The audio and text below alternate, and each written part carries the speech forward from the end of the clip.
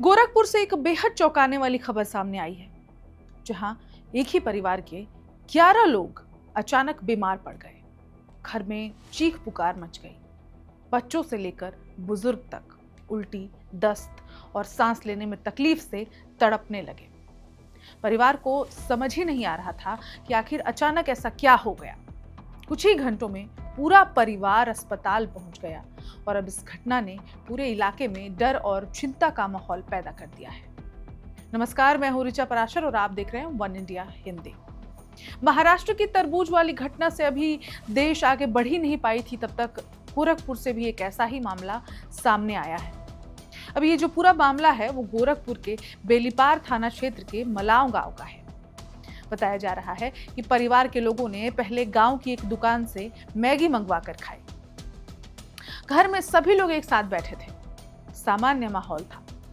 किसी को अंदाजा भी नहीं था कि कुछ ही घंटों बाद पूरा परिवार अस्पताल में होगा। मैगी खाने के कुछ देर बाद गांव में साइकिल से तरबूज बेचने वाला एक फेरी वाला आया। परिवार ने उससे तरबूज खरीदा और घर के कई लोगों ने मिलकर तरबूज भी खाया। गर्मी का मौसम था, इसलिए किसी को इसमें कुछ भी असामान्य नहीं लगा। अमूमन गर्मियों में लोग तरबूज खाते ही हैं, चाहे वो हम हो, चाहे आप हो, चाहे इस देश की पूरी जनता हो। लेकिन रात होते होते अचानक एक एक करके सभी लोगों की तबीयत बिगड़ने लगती है।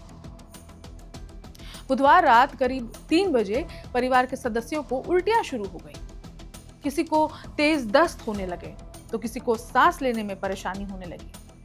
कुछ ही देर में पूरे घर में अफरा तफरी मच गई।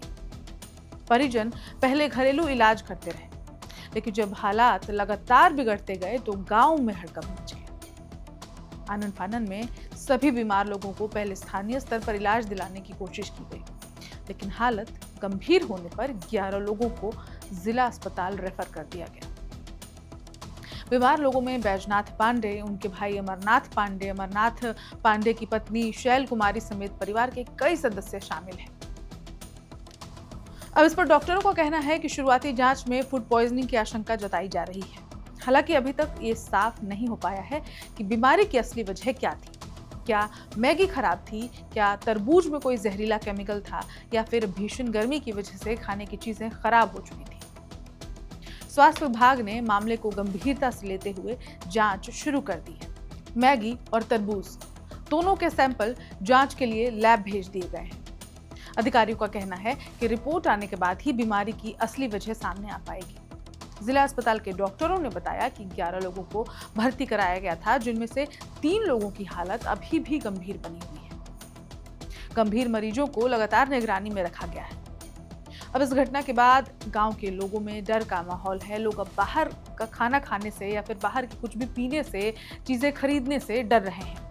स्थानीय लोगों का कहना है कि गर्मी के मौसम में खुले जो बाजार में सामान मिलते हैं, बिकने वाले फल और लंबे समय तक रखे हुए पैकेज जो फूड होते हैं, कई बार खतरनाक साबित हो जाते हैं। अगर खाने पीने की चीज़ों में बैक्टीरिया पनप जाए या फिर किसी तरह का केमिकल मिल जाए तो फूड पॉइजनिंग बहुत तेजी से फैल सकती है।